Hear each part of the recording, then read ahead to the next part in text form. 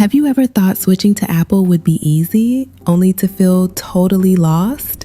That was me. After 30 years with Windows and Android, I bought a MacBook, then an iPhone, and honestly, it felt like starting school all over again. I thought it would be a smooth upgrade.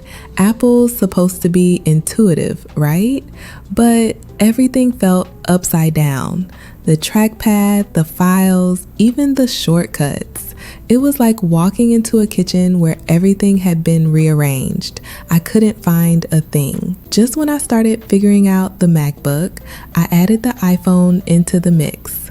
Moving files, syncing apps, it was all so different from what I knew. I spent weeks Googling things like, how do I right-click on a Mac? Where's my download folder? And that's when it hit me. If I was struggling this much, I couldn't be the only one.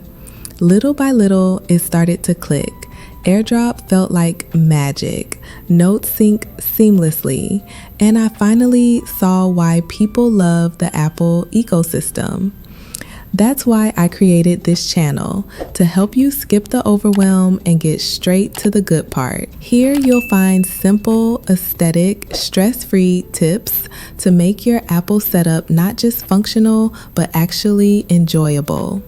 So if you're switching to Apple or just want to get more from your devices, hit subscribe and stick around. And before you go, grab my free Day-1 Mac checklist in the description.